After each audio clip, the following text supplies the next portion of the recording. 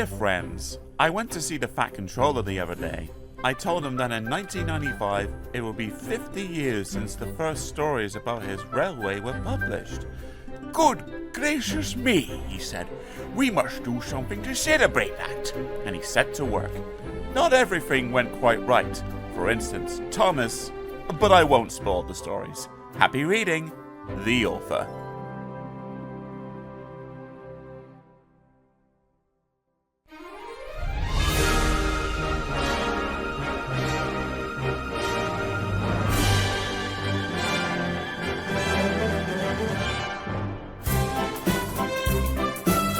The Railway Series.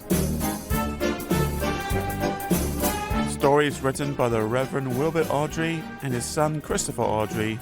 Audiobooks narrated by Samuel Dudley, aka Uncle Mammy.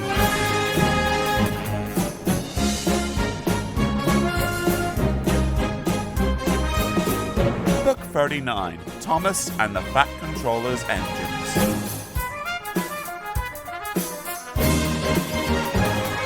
Story 1, Birdstrike.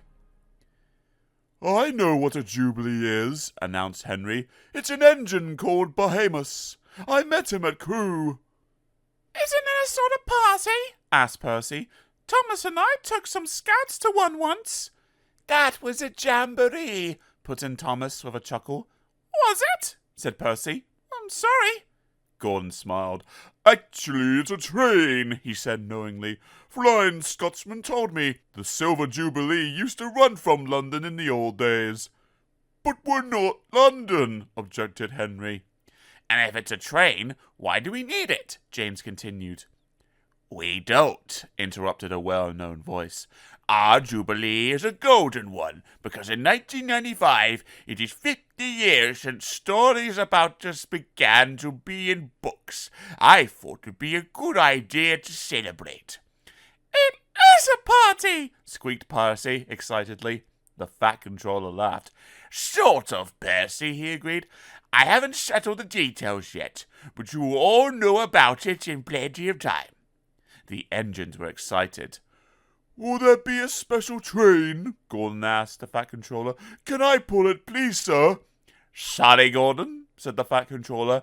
There will be a special train, but I can't spare you, I'm afraid. Anyway, haven't you forgotten how you had coal and water problems on the other railway? Gordon had. You remember Pip and Emma, though, don't you, Gordon? The Fat Controller went on. I have asked them to be my special train for the guests from London. Gordon puffed away.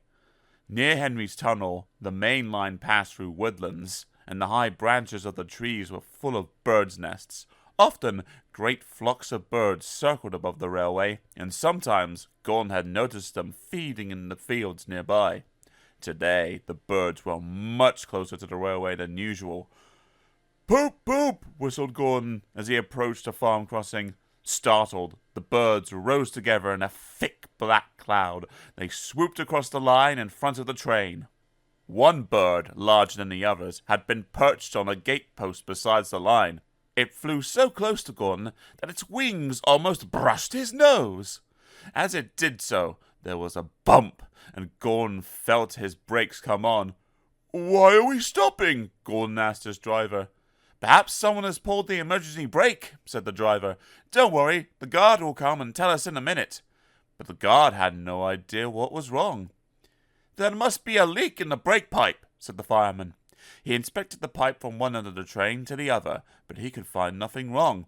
I can't understand it, said the driver, scratching his head. There's no leak anywhere, yet the brakes are hard on. It was just when those birds flew across, said Gordon. One nearly hit me, and there was a bump. Just a minute, interrupted the fireman. He looked quickly at Gordon's front brake pipe. There you are, he said triumphantly. The fireman laughed. That bird knocked the seal out of your brake pipe, he explained. Look! Well, I'm blessed, said the driver. I've never heard of a birdstrike on a steam engine before. A crow did it on the Great Western in 1915, chuckled the fireman. I read about it only last week. Gordon was soon on his way again.